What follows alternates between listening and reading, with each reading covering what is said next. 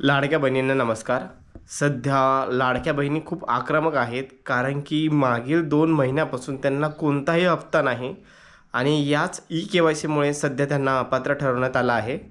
कालच एक शालेय शिक्षण मंत्री दादा भुसे यांचं एक स्टेटमेंट आलं, की ज्या महिला पात्र आहेत त्यांना सगळ्यांना हप्ता देण्यात येईल. पण पात्र म्हणजे कोण असं त्यांनी अद्यापही सांगितलं नाही किंवा त्यांनी निष्कर्ष याचा काढला नाही. म्हणजे ज्या महिला सध्या आता अपात्र ठरल्या आहेत. अपात्र म्हणजे का, की के-वाय-सी करताना ज्या महिलांनी सध्या नोकरीला आहे तिथं यस केलं आहे किंवा पेन्शनधारक आहात तिथं यस केलं आहे.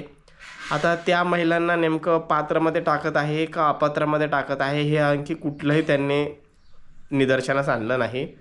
पण ज्या महिलांना मागील हप्ते भेटले होते, ज्या महिलांनी सक्सेसफुल के-वाय-सी केली होती, त्या महिलांना हप्ता भेटणार आहे, तर त्या पात्रामध्येच असणार आहे. पण ज्या महिलांची के-वाय-सी चुकली आहे किंवा त्यांची काहींची के-वाय-सी झाली नाही, त्यांचं नेमकं काय?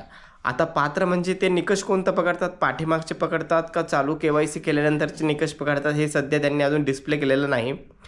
तरी महिलांना नम्र विनंती आहे, तुम्ही ज्या जिल्ह्यामध्ये, ज्या तालुक्यामध्ये राहत असाल, तेथील महिला बालविकास विभागात जा. मी तुम्हाला सुरुवातीपासून सांगतो, प्रत्येक व्हिडिओमध्ये माझा हा एक शब्द असतो. सगळ्या महिलांनी गटागटाने तुम्ही महिला बालविकास विभागाला जा. तिथे रीतसर ॲप्लिकेशन करा. मी माझ्या व्हिडिओमध्ये खूप सारे तुम्हाला असे ॲप्लिकेशन फॉर्मॅट दिले आहे, की कशा पद्धतीने ॲप्लिकेशन बनवायचा आणि द्यायचा.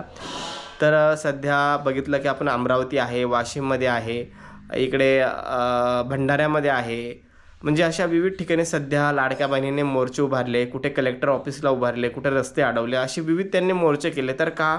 आता आपण बघतो वाशिम, भंडारा हा इकडचा अमरावती साईड हा पूर्ण आदिवासी एरिया आहे तिकडचा, म्हणजे भंडारा, गोंदिया.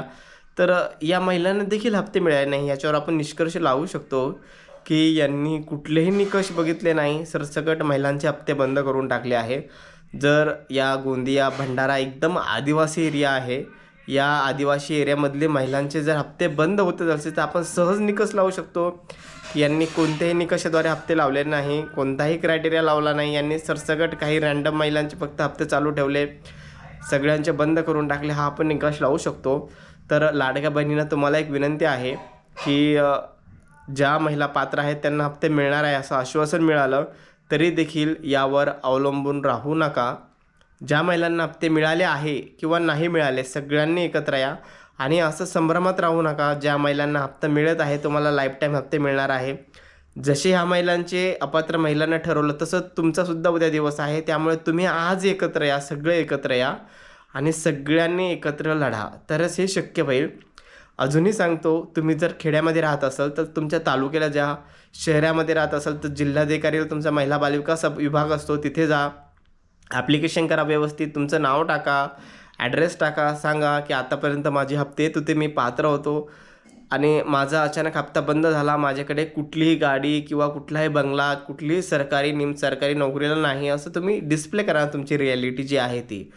जोपर्यंत सगळ्या महिला एकत्र येत नाही तोपर्यंत हे शक्य होणार नाही आणि हे सहजासहजी शक्य होणार नाही. जर आपण एकमेकांच्या भरोश्यावर असो, हे करतील ते करतील. सध्या जर गोंदिया, भंडारामधील ह्या आदिवासी टाईपच्या महिला आहेत, म्हणजे आदिवासी म्हणजे काय, की एक जंगल एरिया जास्त आहे त्यांचा, आणि तरी देखील त्यांनी त्यांचा हक्क मागण्यासाठी एक प्रयत्न केला आणि तुम्ही देखील करा. कारण की प्रत्येकाने प्रत्येकाचा हक्क मागण्यासाठी स्वतः उभा राहायला पाहिजे.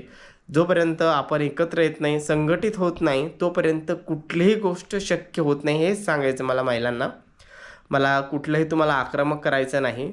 फक्त तुम्ही जे तुमचं सविनय जे ॲप्लिकेशन असेल, तुम्ही आमदारांकडे जा, जिल्हाधिकारीकडे जा किंवा महिला बालविकास विभागाकडे तुम्ही ॲप्लिकेशन देत चला. गटागटाने जा, 10-10, 15-15, 20-20, म्हणजे तुम्ही 15-15, 20-20 गटाने गेले, दुसऱ्या महिला बघतील, त्या देखील जातील. त्यांचं बघून दुसऱ्या महिला बघतील, त्या देखील जातील.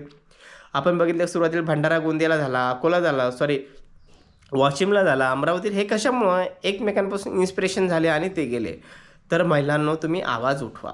तोपर्यंत ई-के-वाय-सी पुन्हा सुरू होणार नाही. सध्या आता इलेक्शन होऊन गेलं आहे. महानगरपालिकेचं देखील इलेक्शन झालेलं आहे.